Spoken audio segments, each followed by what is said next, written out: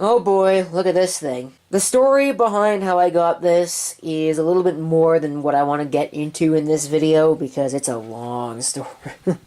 Long story, both in terms of describing it and also in terms of how long it took me to get the damn thing. But never mind that and how far I had to bring it. But it's here. It is an IBM IntelliStation E Pro desktop style case. If you want my personal opinion about it, I would have preferred a mini tower, but this will do. Beggars can't be choosers. Maybe you'll be able to read that. Yeah, I think you can read that now. And once again, folks, I'm a little disappointed in modern technologies. Here it is. I've been looking for one of these actually for a while, one of these IntelliStations, because it always struck me as being an interesting case design and also an interesting platform. Unfortunately, like I said, I would have rather had the mid-tower, or I guess I called it a mini tower before, but it might be more of a mid-tower. Wouldn't really matter what it is, because the tower doesn't have all of the riser cards that this has, and I don't really like systems with riser cards, especially IBM systems with riser cards in them, because it seems that all that ever happens to the riser cards is the contacts get weak over the years, and then they get bad, and then problems start happening, and you can't actually figure out what the hell is going on. Which is the case with this. It's got two problems, both of which have the same visual symptom, and I haven't been able to figure out how to fix it. So I'm asking for a little bit of help here. Maybe somebody in the audience will actually be able to figure it out. This is an Adaptec SCSI card. I don't know exactly what it is, other than that it is an Adaptec SCSI card with 80 pin as well as, what is that, 62 pin I think, fast wide. Obviously the fast wide was what was in use. And there's the hard drive that it came with. Not sure of the size, but I could probably guess it from the model here. Might even say on it.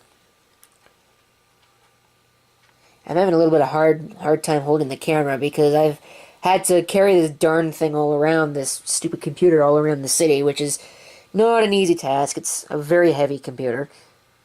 Although I could do it. I've actually done HP, I forget what the actual model was. I think it was an HP 7000 PA RISC system. I've done those before with my bare hands. That isn't fun at all. Those are like 60 pounds each, maybe even more than that. Looks like this is a 9.1 gigabyte hard drive. So rather small in the realm of SCSI hard drives, but never mind that. Probably huge when this thing was made, which would have probably been around the turn of the century, considering this drive has a date of 01 September of 98 on it. That being said, this card throws a BIOS post error.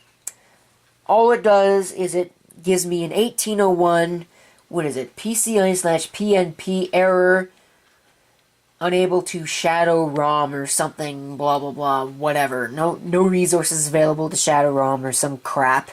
And looking online reveals that it means that the card is requesting memory that's not available. This thing's got 128 megabytes of memory installed in it. So really, I think that there's no excuse for that. That's what it does. It throws an 1801 error message. And the onboard Ethernet also throws an 1801 error message. No matter what I do to change the shadow ROM, no matter what I do to change the cache, no matter what I do to change anything, it still throws an 1801 error message, and I have not been able to figure out why. The only logical explanation that's left right now is that the riser card is damaged in this system, or the onboard Ethernet just flat out doesn't work. Disabling it puts the system right back to where it should be. I have not really investigated the SCSI card any further than it doesn't really work. So we'll have to see. This thing is obviously, well, maybe it's not completely terminated. Might have to look into that. Might have to get a terminator block for that. But either way,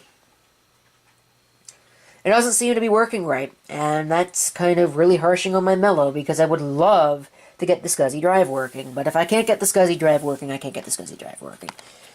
It's got Matrox video, and I'm wondering if maybe it is also part of the problem, because the system BIOS seems to want to set up an AGP aperture of 64 megabytes, and I'm really not 100% sure what the AGP aperture is supposed to be, but it's got onboard memory, so I frankly think that it's inexcusable that I can't just disable the aperture completely. No matter, I can't do it. I might just pull that card out and use a PCI card because I don't need any fancy graphics anyways. PS2, keyboard and mouse, a pair of serial ports. You will not see that anymore. Actually, you won't even see a serial port at all anymore, but usually systems will only have one serial port. This one's got two of them. Two USB ports, parallel port, Ethernet, aforementioned broken Ethernet anyways, and the onboard video port, onboard audio port, sorry. There's your expansion card slots. It's got 3 PCI and 2 ISA. Of course, one of these slots is PCI and ISA combined, so you can only use one of the two. But never mind that. It's got a Delta power supply in it. I didn't check the ratings. And right now, it's actually got an IDE, a quantum fail ball that I pulled out of my spare box. The drive sucks, but it works. So, I guess there's one thing. It's got a Sanyo of all companies, optical drive. Probably just a CD-ROM. I haven't really looked, but I don't see any markings on it. So it's probably just a CD-ROM. And a floppy drive, of course. All real computers have floppy drives. So, I think that's really it. Let's just go ahead and fire it up.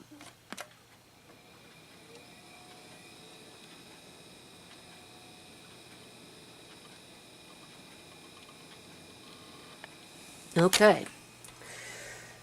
We got a power on self-test. You can see the checkpoint codes up there.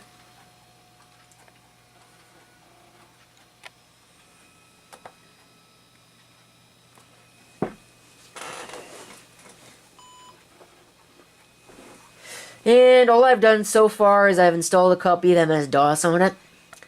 I'm thinking what's going to eventually happen to this particular system is that it is going to be a, well, I don't really know. I may turn it into a Windows 98 system, or I may turn it into a Windows 2000 system. I don't really know. The fact that it doesn't have Ethernet is a little bit limiting, but I don't really think I need Ethernet for what I want to do with this.